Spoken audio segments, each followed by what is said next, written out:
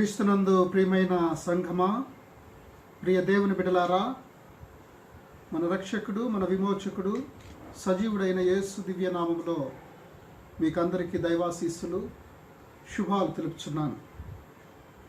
మరొకసారి ఈ వీడియో ద్వారా మిమ్మలను పలకరించుటకు, దేవుని పరిశుద్ధ వాక్కును మీకు వినిపించుటకు, ప్రియ ప్రభు నాకు ఇచ్చిన కృపను బట్టి దేవుని స్తుతిస్తూ మీకందరికీ దైవాశీస్సులు కలగాలని, దేవుని సన్నిధి కాపుదల నిత్యం మీతో ఉండాలని, దేవుడు మిమ్మల్ని సమాధానంతో నడిపించాలని, మీ కుటుంబాలలో ఎలాంటి శోధన చోటు చేసుకోకుండా, ఏ బలహీనతలు, ఏ అనారోగ్యతలు మిమ్మల్ని చుట్టుముట్టకుండా దైవ సన్నిధి కాపుదల మీతో ఉండాలని చెప్పి యేసు దివ్య నామాన్ని బట్టి దేవుణ్ణి బ్రతిమలాడుకుంటూ ఈరోజు మనం ప్రార్థనతో ఈ కార్యక్రమాన్ని ప్రారంభించుకుందాం. దయచేసి అందరూ మీ కుటుంబాలతో ఈ వీడియో చూడటానికి సిద్ధపడి ఉండాలని ప్రభువు పేరట కోరుచు తలల గురించి ప్రార్థనలో ఏకీభవించాలని మనం చేస్తున్నాం. ప్రేమగల దేవా, కరుణా సంపన్నుడా, మీ దయగల నామములు అతిశయిస్తూ ఈ పరిశుద్ధ నామాన్ని కీర్తిస్తూ గణపరుచుతున్నా. ఇంతవరకు మా జీవితాలలో మీరు చేసిన మేళ్ళన్నిటి కొరకై స్తోత్రాలయ్యా. మీరు ఇచ్చిన ప్రతి దీవెనను బట్టి మిమ్మల్ని స్తుతిస్తున్నా.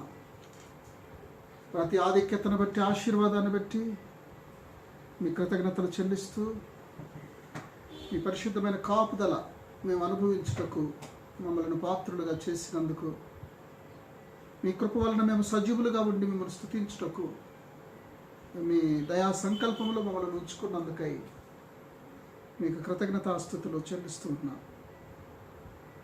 దయతో ఈ సమయాన్ని మాకు దీవెనకరంగా చేయండి.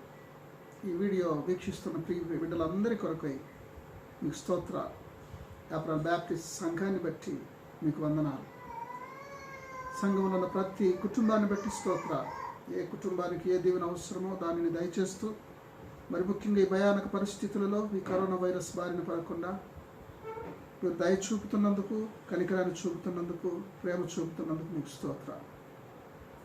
మరి ఐజక్ను, ఆయన కుటుంబాన్ని మీ సన్నిధిలో ఎత్తిపట్టుచున్నాం. బిడ్డ బలహీనుడుగా హాస్పిటల్ అడ్మిట్ అయ్యి ట్రీట్మెంట్ తీసుకుంటున్నాడయ్యా. ఆయన ఇట్లా మీ కనికరాన్ని చూపండి. మరి బిడ్డలు విచారంలో ఉన్నారు, కుటుంబ విచారంలో ఉంది. దయతో మా బిడ్డ ఎడ్ల మీ కటాక్షాన్ని చూపమని, తిరిగి బలవంతుని చేసి ఆరోగ్యంతో తిరిగి రాగలుగుట కృపను అనుగ్రహించమని మీ పాదాల చెంత ప్రాధేయపడుతున్నాను స్వామి. సహాయం చేయండి.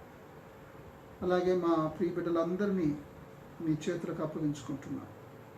ఎవరిని కరోనా వైరస్ బలి తీసుకోకుండా ఉండటకు ప్రాధేయపడుతున్నా. మా దేవా, విదేశాలలో ఉన్నటువంటి మా ప్రియ బిడ్డలను బట్టి మీకు స్తోత్రాలు. ఒక్కొక్కరిపై మీ దీవెనలు కుమ్మరించండి. ఎవరెవరు ఏ ఏ ప్రాంతాలలో తమ ఉద్యోగ నిర్వహణలో, చదువుల కొరకు ఆయా దేశాలలో వారు ఉంటున్నప్పుడు ఇంతవరకు మీరు కాపాడుతున్నందుకు స్తోత్రాలు.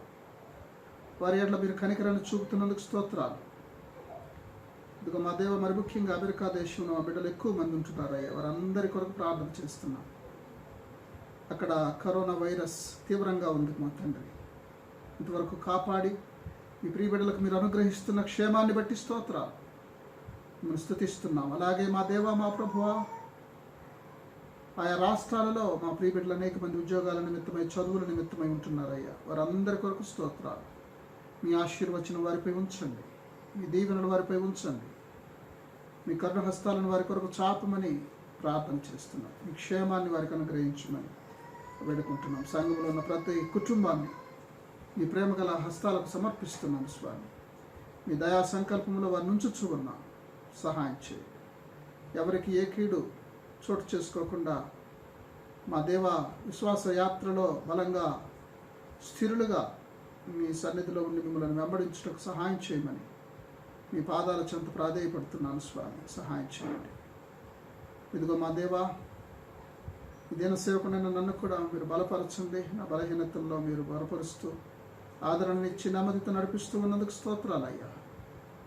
మరొకసారి మా తండ్రి మీ చేతులకు మమ్మల్ని అప్పగించుకుంటున్నాం. ఇందులో వాక్య పరిచర్లు సహాయం చేయండి, బలపరచండి. మీ పరిశుద్ధ వాక్కును అందించుటకు నాకు జ్ఞానాన్ని ఇవ్వండి. మీ యొక్క ప్రేమగల నడిపింపును నాకు దయచేయండి స్వామి. బిడ్డలకు దీవెనకరమైన సందేశాన్ని ఇచ్చి ఈ భయానక పరిస్థితులను ధైర్యపరిచి బలపరిచి మీ చిత్త ప్రకారం వారు ముందుకు సాగే కృపను ఈ వాక్యం ద్వారా అనుభవించుటకు ప్రార్థన చేస్తున్నాం. మీ పరిశుద్ధ నామాన్ని బట్టి మరొకసారి అతిశయిస్తూ సజీవుడుగా మా పట్ల మీరు చూపుచున్న ప్రేమను బట్టి స్తుతులు చెల్లిస్తూ మమ్మల్ని సజీవులుగా ఉంచుతున్నందుకు మీకు స్తుతులు చెల్లిస్తూ వాక్య పరిచర్ల కృపను అనుగ్రహించమని ప్రార్థిస్తూ మా సంఘమంతటిని మీ యొక్క బలిష్టమైన రెక్కల నీడలో దాచుచు యేసు దివ్యనామం పేరట అడిగి వేడుకొంచున్నాము తండ్రి, ఆమేన్. ప్రియులారా, మనం ఈ సమయంలో ఒక పాట విందాం. కొయర్ బిడ్డలు ఒక పాట పాడి వినిపిస్తారు. Good morning church. ఆంధ్రప్రదేశ్లో కీర్తనల నుంచి 442వ పాట పాడుకుందామండి. 442 జీవితాంతం వరకు నీకే సేవ సరిపోదునంటే అన్న పాట.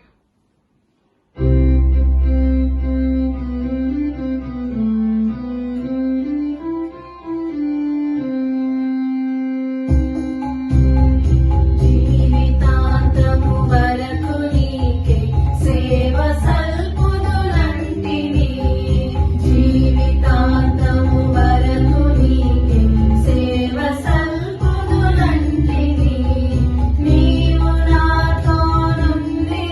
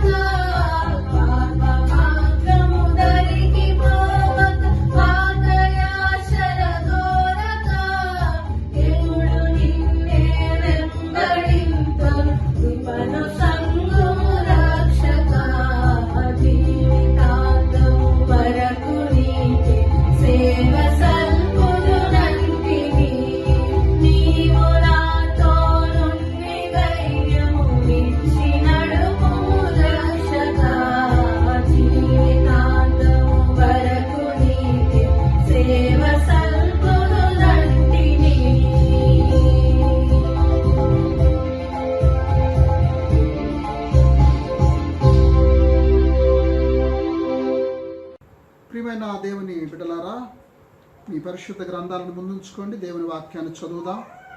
పరిశుద్ధ గ్రంథంలో యాకోబు పత్రిక నూతన నిబంధనలో నుండి యాకోబు పత్రిక 4వ అధ్యాయము 13వ వచనం నుండి 17వ వచనం వరకు ఉన్నటువంటి వాక్య భాగాన్ని ఈ సమయం కొరకే చదువుకుందాం. The book of James chapter 4 verses from 13 to 17.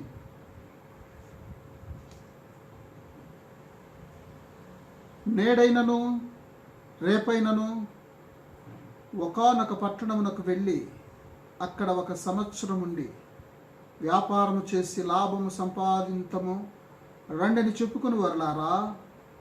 రేపేమి సంభవించునో మీకు తెలియదు. మీ జీవమే పాటిది. మీరు కొంతసేపు కనబడి అంతలో మాయమైపోవు ఆవిరి వంటి వారే. కనుక ప్రభువు చిత్తమైతే మనము బ్రతికియుండి ఇది అది చేతమని చెప్పుకొనవలెను. ఇప్పుడైతే మీరు మీ డమ్మముల యందు అతిశయపడుచున్నారు. ఇట్టి అతిశయమంతయు చెడ్డది.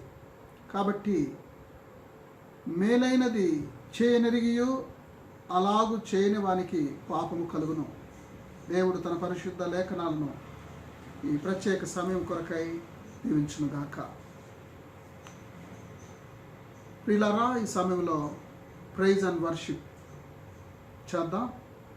ప్రియ బిడ్డలు ప్రైజ్ అండ్ వర్షిప్లో ఉంటుండగా మనం అందరం ఏకీభవించి దేవుని శక్తిగల బలమైన నామాన్ని ఆత్మతో సత్యముతో స్తుతించి ఆరాధిద్దాం. Good morning church. ఈ ఉదయకాల స్తుతి ఆరాధనకు మీకు స్వాగతం అండి. దేవుడు ఈ వీక్ అంతా మనల్ని కాచి కాపాడినందుకు ఒక చిన్న ప్రార్థన చేసి స్తుతి ఆరాధన సెషన్స్ ముందుకెళ్దాం. Almighty Father, great God, thank you, Lord Jesus Christ, for giving us one more week in our lives, Master God, and thank you for keeping us safe all throughout this week and month. Lord, as we come into your presence to sing and worship your name, and help us, Lord, to lead this praise and worship session in a lively manner, and I hope everybody is getting connected to it, Lord, Master God. As we get ready to sing and also listen to your word, Lord, give us the peace and understanding and the wisdom so that we may apply it in our lives, Master God. And help us be a blessing to each one of us who's watching this program. And thank you for this life and all of its abundance. In Jesus' most precious name I pray. Amen. ఆపత్ కాలమున తన పర్ణశాలలో దాచును అన్న most famous song అండి. చాలా పాత పాట ఇది. So ఈ పాట పాడి దేవుని స్తుతిద్దాం.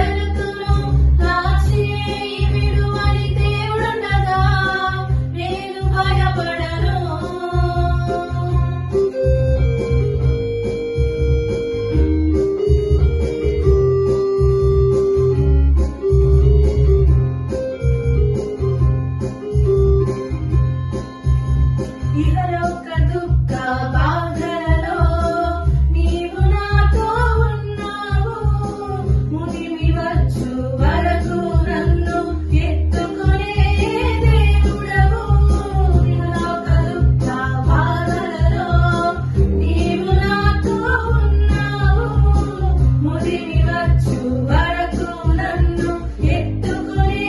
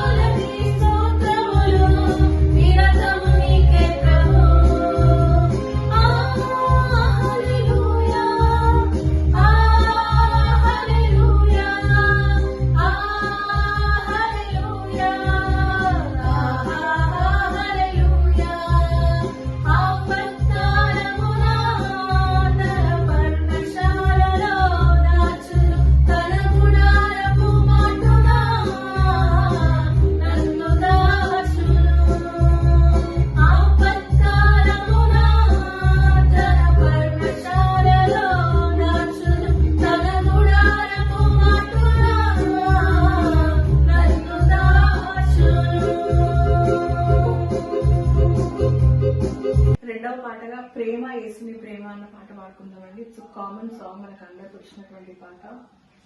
ప్రేమ యేసుని ప్రేమ, అది ఎవరు కొలువలేనిది అన్న పాట.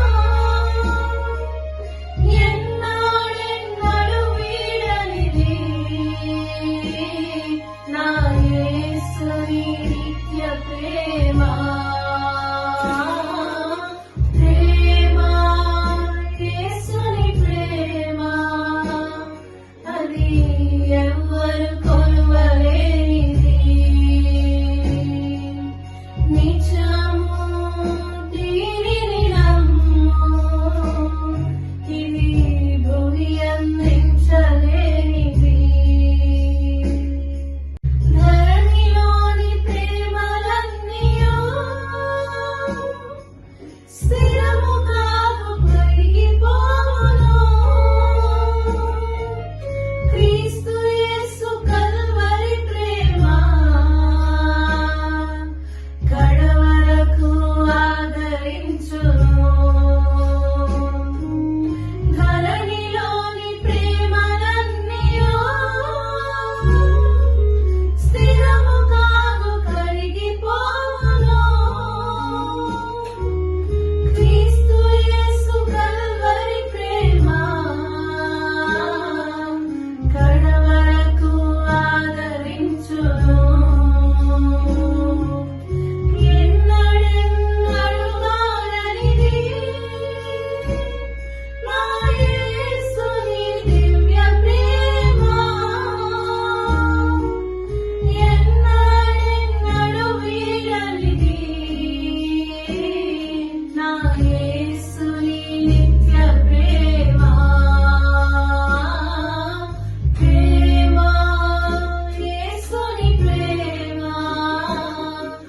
అది ఎవ్వరు కొలువలేనిది.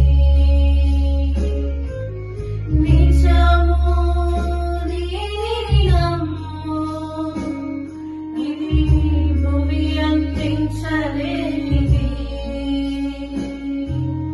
ప్రేమ యేసుని ప్రేమ, అది ఎవ్వరు కొలువలేనిది. నిజము దీనిని నమ్ము, ఇది భూమి అందించలేనిది. ఇది భూమి అందించలేనిది.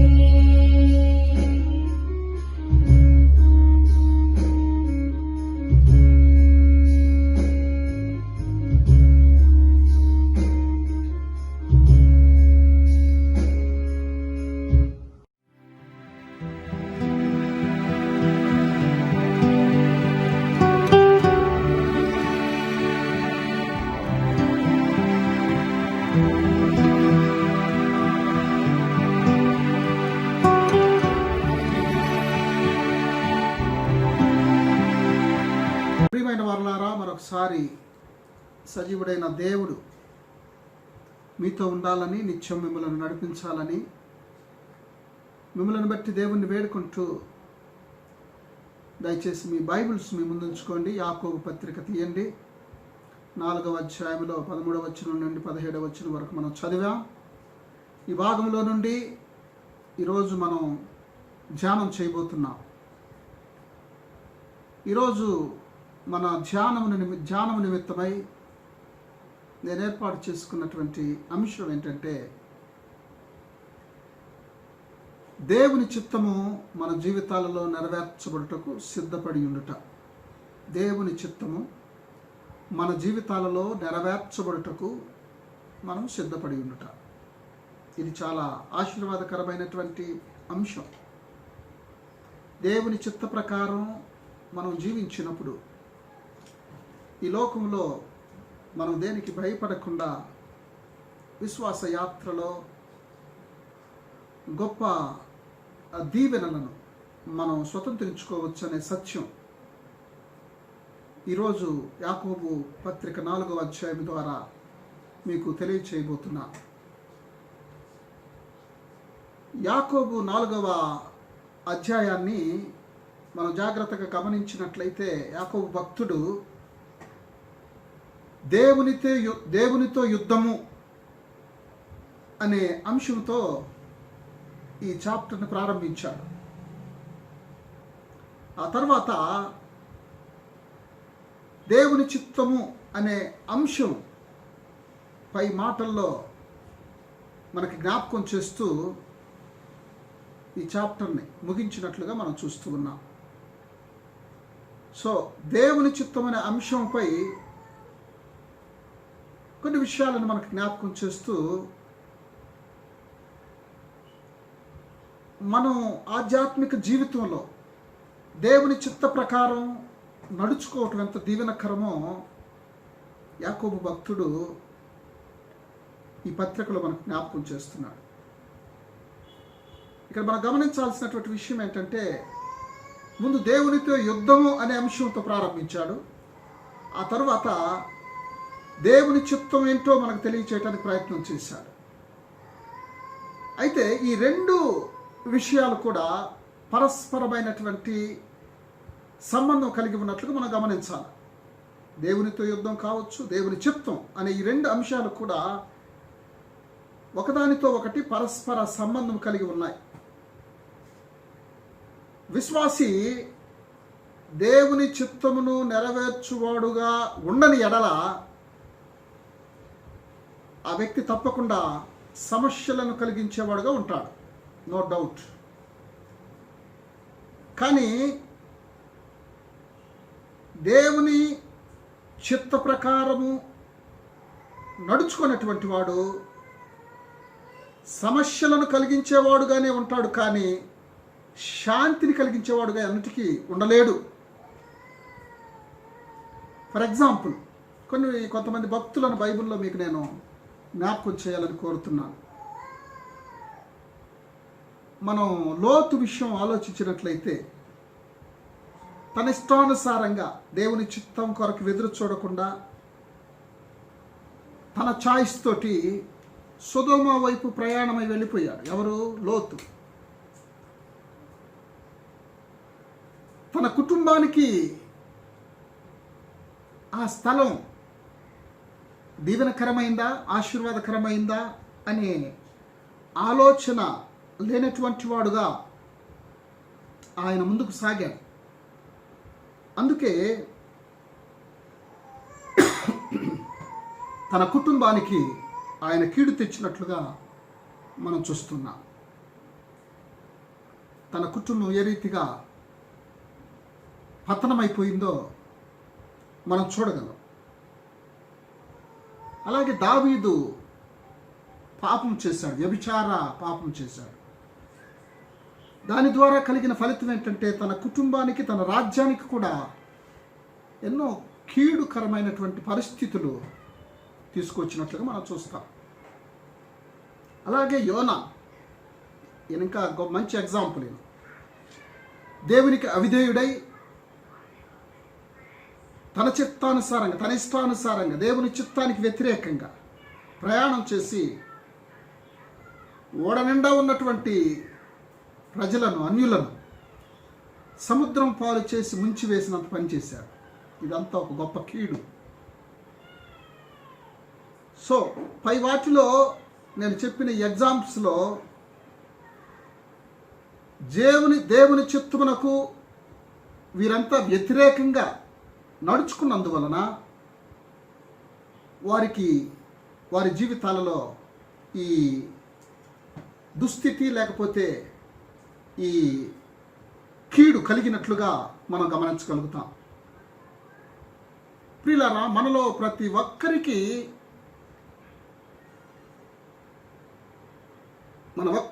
ఒక్కరి జీవితంలో దేవుడు ఒక ప్రణాళికను కలిగి ఉన్నాడని మనం నమ్మటం దైవ చిత్తానుసారమైనటువంటి సత్యం అని చెప్పి నేను జ్ఞాపకం చేస్తున్నాను. మనందరి జీవితాలలో దేవుడు ఒక ప్రణాళిక కలిగి ఉన్నాడు. అది మనం అందరం నమ్మాలి, దానిని మనం అంగీకరించాలి. ఎందుకంటే మన దేవుడు సర్వశక్తిమంతుడు, జ్ఞాన సంపన్నుడు. ఏది ఎలా, ఎప్పుడు, ఎలా జరిగించాలో అనేది ఆయన ఎరిగి ఉన్నాడు. కాబట్టి దేవుని చిత్త ప్రకారం నడిచే వానికి ప్రమాదమైనది ఏది ఉండదు అనే విషయాన్ని నేను మీకు జ్ఞాపకం చేస్తున్నాను. ఎవరైతే దేవుని చిత్త ప్రకారం నడుచుకుంటూ ఉంటారో, ఆ నిశ్చయితతో బ్రతుకుతారో, వారి జీవితాలలో ప్రమాదకరమైనది ఏదీ లేదు. దేవుని చిత్తం కానిదే ప్రమాదకరమైనటువంటిది. ఎప్పుడైతే మనం దేవుని చిత్తానికి వ్యతిరేకంగా వెళుతున్నామో అప్పుడు ప్రతి పరిస్థితి ప్రమాదకరంగా మారిపోతుంది. దేవుని చిత్త ప్రకారం వెళుతున్నప్పుడు ప్రమాదకరమైన పరిస్థితులు ఒకవేళ మన జీవితంలో చోటు చేసుకున్నట్లుగా ఉంటాయి, కానీ వాటి నుండి వెంటనే దేవుడు మనకు విడుదలనిస్తాడు. ఇరుకు మార్గంలో నుండి విశాల మార్గంలోనికి నడిపించగలిగినటువంటి సర్వశక్తిమంతుడు. సో దేవుని చిత్తం కానిదే మనకు ప్రమాదకరమైనటువంటిది. ఈ విషయాన్ని మనం ఎప్పుడు విస్మరించకూడదు. దేవుడు నిన్ను నన్ను ఎక్కడ ఉంచాలని కోరతాడో అదే మనకు ఈ ప్రపంచంలో క్షేమకరమైనటువంటి స్థలం. ఆయన నిన్ను ఎక్కడికి తీసుకువెళతాడో, ఎక్కడ ఉంచాలని కోరుకుంటాడో, నీకు ఇవ్వబడినటువంటి నీ విధి నిర్వహణలో నేను దైవ చిత్తానుసారంగా ఉన్నానని నమ్మే ప్రతి వ్యక్తి కూడా తానున్న స్థలం వారికి దీవెనకరమైన స్థలం, క్షేమకరమైన స్థలం, తాత్కాలికమైనటువంటి కీడును కలిగించే సమస్యల నుండి తిరిగి దేవుని మహాకృప వలన విడుదలను పొందటానికి దేవుడు నీ ఎడల తన సంకల్పాలను, తన చిత్తాన్ని నెరవేరుస్తాడనే విషయాన్ని కూడా ఈ సమయంలో నేను మీకు జ్ఞాపకం చేస్తున్నాను. రోమపత్రిక 9వ అధ్యాయం 15-16 వచనాలలో మీరు చదవగలిగితే కొన్ని విషయాలు అక్కడ మీరు నేర్చుకోవచ్చు. సో దేవుని చిత్తానుసారంగా బ్రతుకును సాగించగలిగినటువంటి వాడు, నేను దేవుని చిత్తానుసారంగా బ్రతుకుచున్నాను, నా జీవితం దేవుని చిత్తానుసారంగా సాగుచున్నది అని నమ్మే ప్రతి వ్యక్తి కూడా దేనికి భయపడాల్సినటువంటి అవసరం లేదు. ఏ విషయాలలో కూడా ఓడిపోడు, ఎక్కడ అవమానపరచబడడు. ప్రియులారా, అది శ్రమ అయినా కావచ్చు, శోధనైనా కావచ్చు, వేదనైనా కావచ్చు, మరణమైనా, జీవమైనా, మరేదైనా కావచ్చు,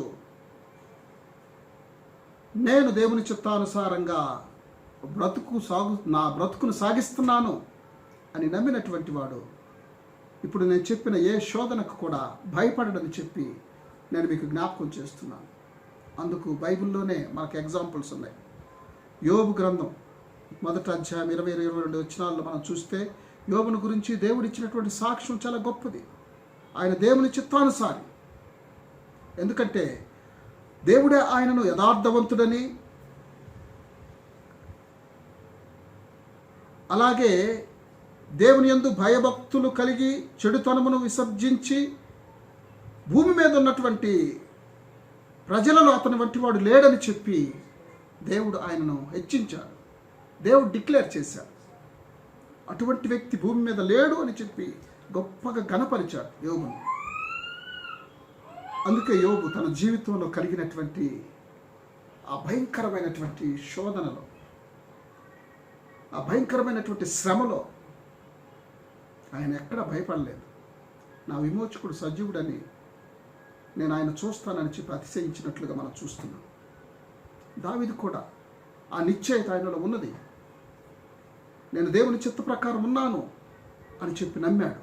దేవుడు నన్ను నడిపిస్తున్నాడు, నేనేమి చేసినా దేవుడు నాలో ఉండి జరిగిస్తున్నాడు అని నమ్మాడు. కాబట్టే 23వ కీర్తనలో అంటాడు, గాఢాంధకారపు లోయలలో నేను సంచరించినను ఏ అపాయమునకు భయపడను అంటాడు.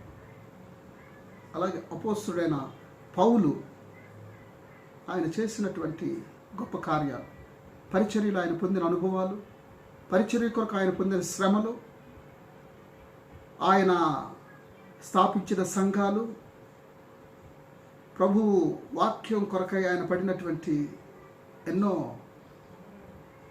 భయంకరమైనటువంటి ఎదురు దెబ్బలు, అవమానాలు, ఆటంకాలు, వాటన్నిటిలో నేను దేవుని చిత్త ప్రకారం వెళుతున్నాను, ప్రభువు నన్ను నడిపిస్తున్నాడు అని ఆయన నమ్మాడు. కాబట్టి ఆయన చెప్పగలిగాడు, నన్ను బలపరచువాని అందే నేను సమస్తాన్ని చేయగలుగుతున్నానని. నన్ను బలపరచువాని అందే నేను సమస్తాన్ని చేయగలుగుతున్నానని చెప్పి ఆయన ధైర్యంగా అతిశయించగలిగినట్లుగా మనం చూస్తున్నాం. ప్రియమైనటువంటి దేవుని బిడ్డలారా, యాకోబు తన పత్రికల్లోని ఈ అధ్యాయంలో 4వ అధ్యాయంలో దేవుని చిత్తంపై తన అభిప్రాయాలను తెలుపుతూ ఉన్నాడు. వాటిలో ఒకటేంటంటే దేవుని చిత్తాన్ని నిర్లక్ష్య పెట్టుట అనే విషయాన్ని గురించి కూడా మనతో మాట్లాడుతుంది. 4వ అధ్యాయం 13, 14 నుంచి 16 వచనాలలో 4th chapter 13, 14 and 16th verse మనం చదివితే ఆ దేవుని చిత్తాన్ని ఆనాటి సంఘం ఎలాగా నిర్లక్ష్య పెట్టిందో మనకి జ్ఞాపకం చేస్తున్నాడు. బహుశా సంఘములో ఉన్నటువంటి భాగ్యవంతులైనటువంటి వ్యాపారులను ఉద్దేశించి యాకోబు ఈ పత్రికలో ఈ విషయాన్ని రాసి ఉంటాడని నేను అనుకుంటున్నాను. ఎందుకంటే వారు వ్యాపార సంబంధమైనటువంటి వ్యవహారాలను చర్చించుకుంటూ అతిశయపడుతున్నట్లుగా మనం చూస్తాం ఇక్కడ. అందుకే వారి అతిశయాన్ని ఎత్తి చూపుతూ వారు దేవుని చిత్తాన్ని నిర్లక్ష్య పెట్టుచున్నారు అని చెప్పి వారికి జ్ఞాపకం చేయటానికి ఈ మాటలు అక్కడ వ్రాయబడి ఉన్నట్లుగా మనం గమనించవచ్చు. అంటే వారు పొందినటువంటి విజయాలను, తమంతట తాము తీసుకున్నటువంటి నిర్ణయాల ద్వారా, వారు రూపొందించుకున్నటువంటి ప్రణాళికల ద్వారా పొంది ఉన్నారని చెప్పి వారు తలంచుచున్నట్లుగా మనం గమనించవచ్చు. వారు ఏమైతే విజయాలను పొందారో, అలాగే వారికి అనుగ్రహింపబడినటువంటి దీవెనకరమైన విషయాలను బట్టి తాము తీసుకున్నటువంటి నిర్ణయాల ద్వారానే ఈ విజయాలను మేము పొందగలిగామని చెప్పి తమ ప్రణాళికలు ఫలించి తమకి ఆధిక్యతలు లభించాయని చెప్పి వారు అతిశయిస్తున్నట్లుగా మనం గమనిస్తాం యాకోబు భక్తుని మాటలను బట్టి. ఈ రీతిగా వారు దేవుని చిత్తాన్ని నిర్లక్ష్య పెట్టారు అని చెప్పి వారికి జ్ఞాపకం చేస్తున్నారు.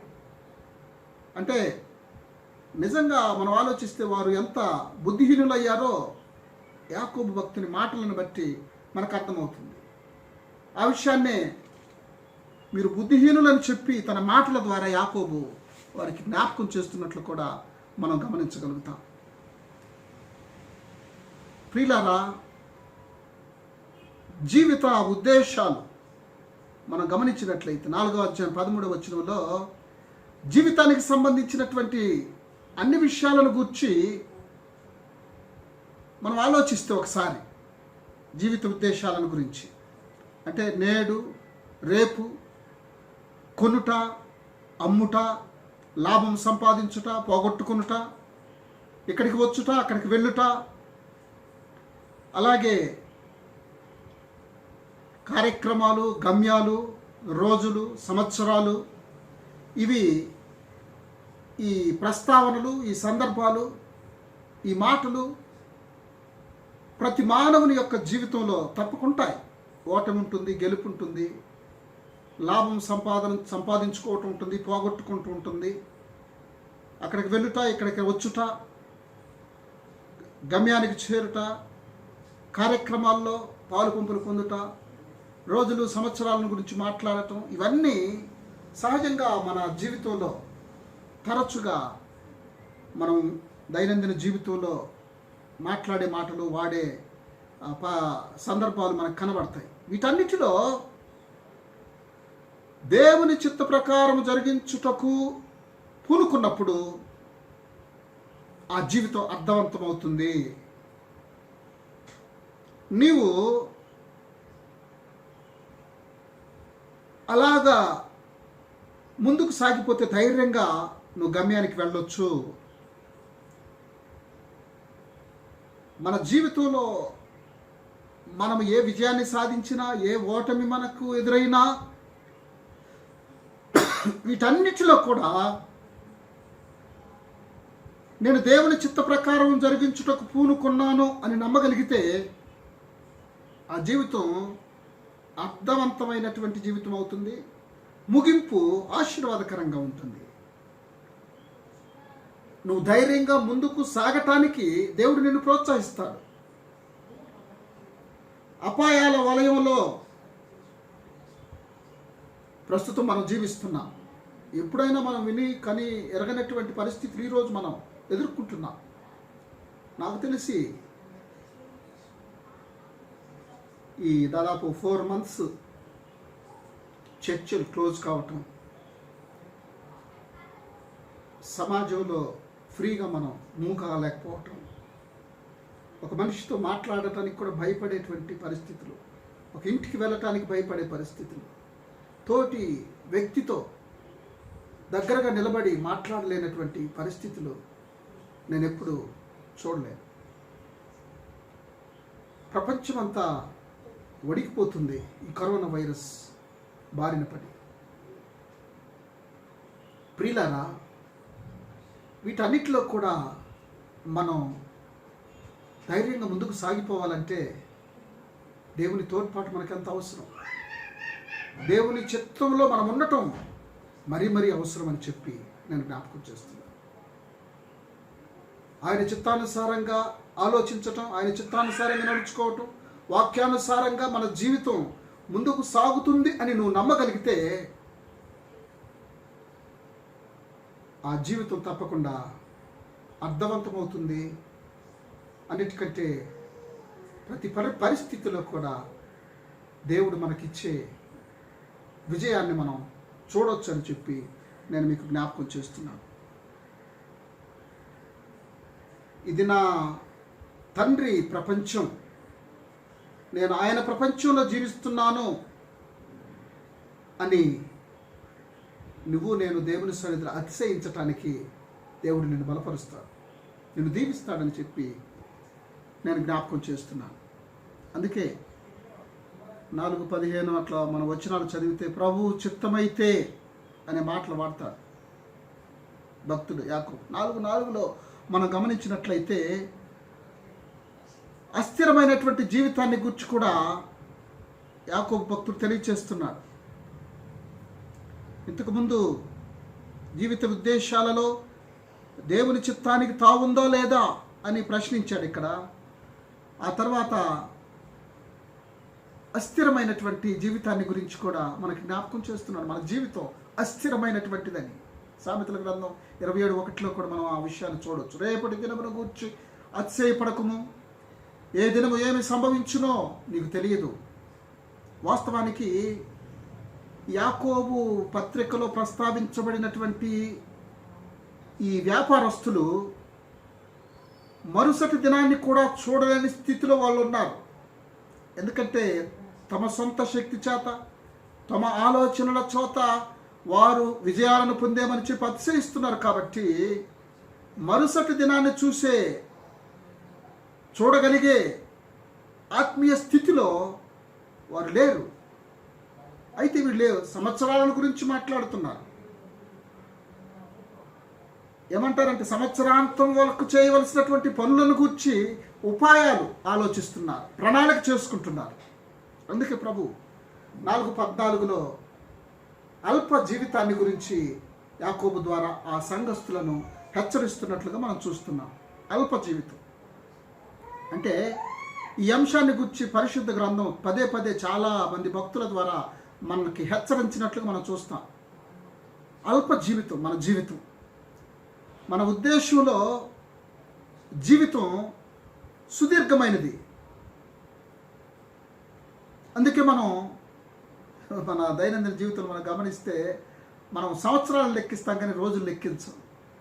మనం జన్మదినాలే చేసుకుంటాం. ప్రతిరోజు నీ కృప వల్లనే నేను బ్రతుకుతున్నానని ఆలోచించి దేవునికి స్తుతులు చెల్లించే భయభక్తులు కలిగిన బిడ్డలు చాలా అరుదుగా మనకు కనబడతారు, తక్కువ మంది ఉంటారు. మనం ప్రతిదినము నీకు స్తోత్రమయ్యా, నీ కృప వల్లనే ఈరోజు నన్ను నడిపించు, నీ చిత్త ప్రకారం జీవించడానికి నాకు సహాయం చేయని ఉదయాన్నే లేచి ప్రార్థించే భయభక్తులు కలిగిన వారు, దైవ చిత్తానికి లోబడేవారు ఎంతమంది ఉన్నారు ఈరోజు? మనం అందుకే మన సంఘాలలో, మన విశ్వాసులు కానీ మన కుటుంబాలలో మనం ఆత్మీయంగా జీవించినటువంటి దినాన్ని జ్ఞాపకం చేసుకో. మనం రక్షణ పొంది బాప్తిసం తీసుకున్నటువంటి దినాన్ని జ్ఞాపకం చేసుకో, మరల జన్మించిన దినాన్ని జ్ఞాపకం చేసుకో. కానీ సంవత్సరంలో తల్లి గర్భంలో నుండి మనం ఎప్పుడు జన్మించామో ఆ డేట్ని జ్ఞాపకం చేసుకొని ఈ సంవత్సరం అంతా కాపాడినందుకు నీకు స్తోత్రాలని చెబుతూ ఉంటాం. ప్రియులారా, మన ఉద్దేశాలలో జీవితం సుదీర్ఘమైనది అనే భావన ఖచ్చితంగా ఉంటుంది. అందుకే సంవత్సరాలు లెక్కిస్తాం. అయితే నిత్యత్వంతో పోలిస్తే జీవితం ఒక నీటి బుడగ లాంటిది అనే విషయాన్ని యాకోబు మనకి జ్ఞాపకం చేస్తున్నాడు. ఆత్మీయంగా ఆలోచించినప్పుడు మన జీవితం నీటి బుడగ లాంటిది. ఆ జీవితం దేవుని చిత్తంలో ఉన్నది. ఆ జీవితం దేవుని చిత్త ప్రకారం ముందుకు సాగుతున్నది. ఆయన పిలిచినప్పుడు నేను నో అని చెప్పడానికి నాకు అర్హత లేదు.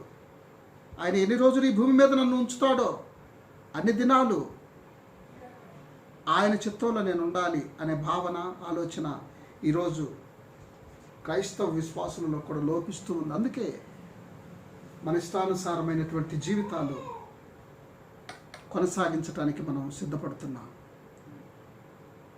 అందుకే జీవితాన్ని గుర్చినటువంటి ఈ పటాన్ని యాకోబు యోబు గ్రంథంలో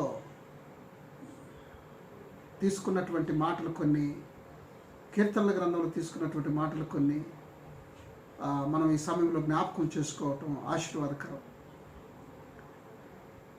ఇక్కడ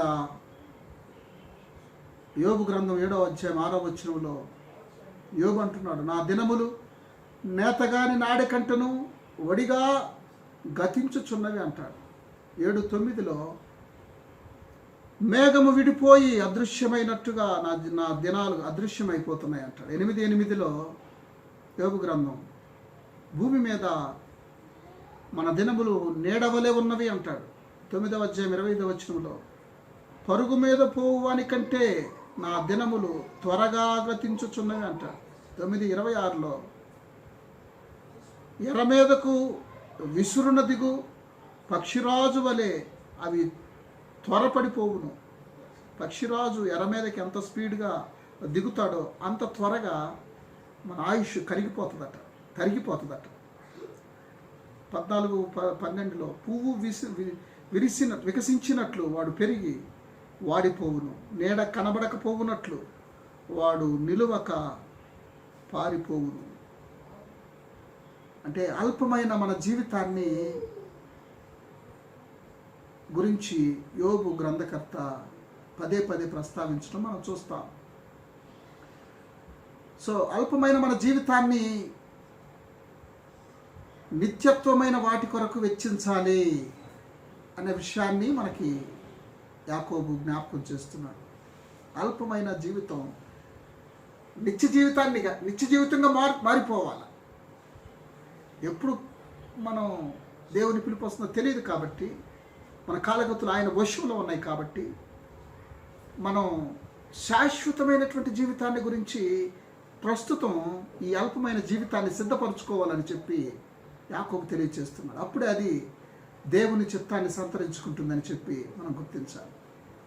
ఈ సెక్యులర్ వరల్డ్ వ్యూ మనం చూసినట్లయితే, ప్రపంచం పోకడ మనం గమనించినట్లయితే, people look to earthly sources for security.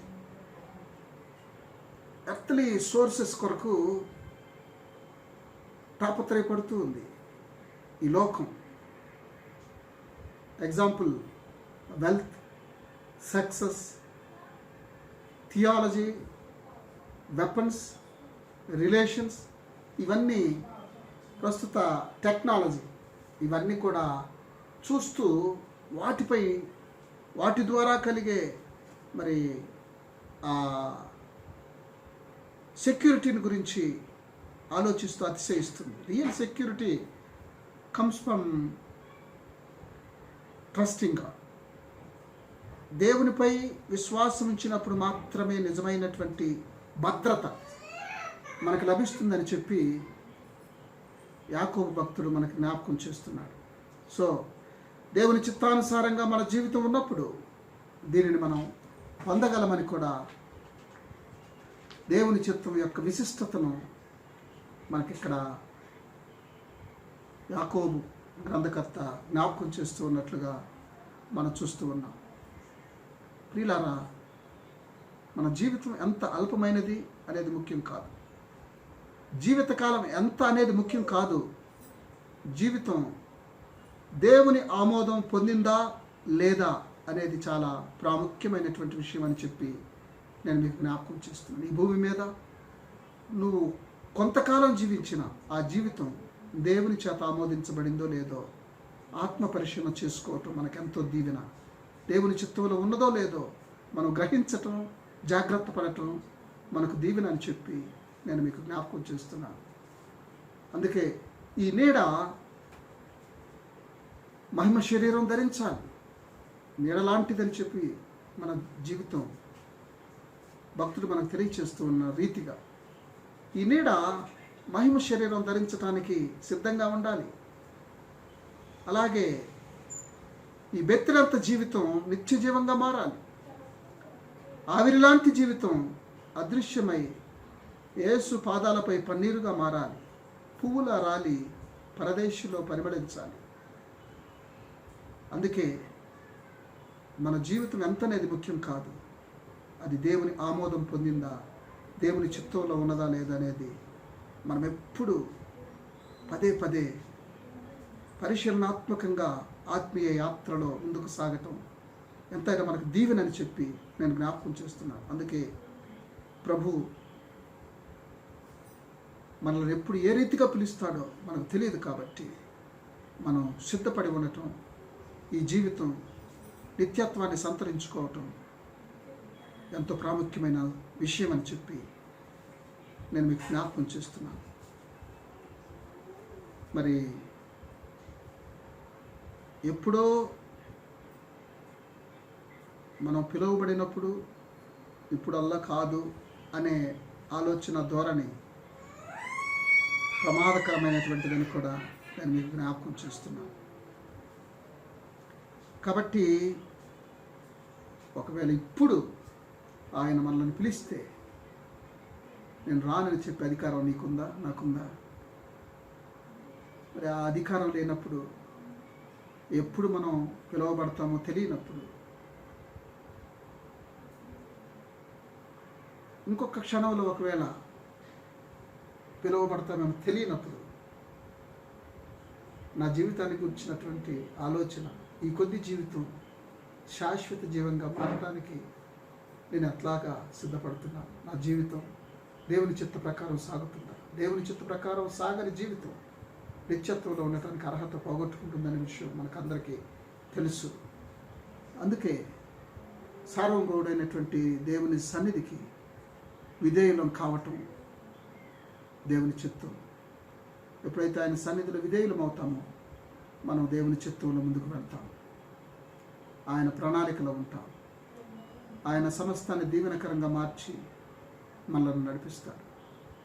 ఈ కష్టకాలంలో, ఈ శ్రమల సమయంలో, మరణకరమైనటువంటి పరిస్థితులలో మన జీవితం దేవుని చిత్తానుసారంగా సాగుతుందో లేదో ఆలోచించాలి.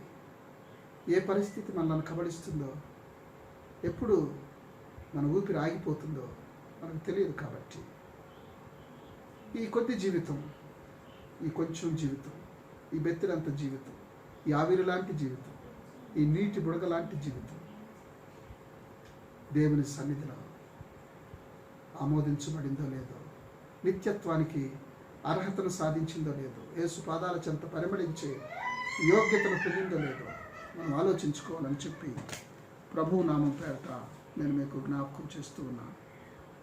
ప్రియులారా, దేవుని చిత్తం మన జీవితంలో నెరవేర్చబడుటకు మనం ఎలాగ సిద్ధపడుతున్నామో ఆలోచించి ఈరోజు ధ్యానం ద్వారా మనలో ఒక మేల్కొల్పు రాగలిగితే మనకు దీవెన, మన జీవితాలు ప్రభువుకు మహిమకరంగా మలుచుకోవటానికి మనం సిద్ధపడదాం. పరిశుద్ధాత్మ దేవుడు ఆ కృపను మనందరికీ దయచేయునుగాక. ఆమేన్. తలలు వంచినట్లయితే ప్రార్థన చేసుకుందాం. కృపగల తండ్రి, ప్రేమగల దేవా, మీకు స్తోత్రాలు. మీ మహాకృప వలన మేము మరొకసారి మా జీవితాలు మీ చిత్తంలో ఉన్నవో లేవో యోచించుటకు మీ వాక్యం ద్వారా మీరు మాతో మాట్లాడినందుకు స్తోత్రాలు. కనికరం గల గొప్ప దేవ, మరొకసారి మేమందరం ఆత్మ పరిశీలన చేసుకొని ఈ కొద్ది జీవితం నిత్యత్వంగా మార్చుకున్నట్టుకు నేను ఏ రీతిగా సిద్ధపడుతున్నానో గ్రహించి, ఆలోచించి, యోచించి, ఆత్మ పరిశీలన చేసుకొని ఈ భయంకరమైనటువంటి పరిస్థితులలో నన్ను నేను సిద్ధపరచుకున్నట్టుకు మాకు కృపను అనుగ్రహించుమని, మీ చిత్తం మా జీవితంలో జరుగుటకు విధేయతతో అంగీకరించి నిశ్చయతతో ముందుకు సాగిపోవటకు సహాయం చేయమని మీ కృపగల హస్తాలకు మమ్మల్ని సమర్పించుకుంటూ యేసు దివ్యనామం పేరిట అడుగుచున్నాము తండ్రి. ఆమేన్. మన పరమ తండ్రి అయిన దేవుని ప్రేమయు, మన రక్షకుడు విమోచకుడు అయిన యేసుక్రీస్తు వారి కృపయు, మన పరిశుద్ధాత్మ దేవుని అన్యోన్య సహవాసము, సన్నిధి, ప్రేమగల కాపుదల సదా మీకు తోడయుండి నడిపించుగాక. Amen. Amen. Amen. Praise the Lord. God bless you all.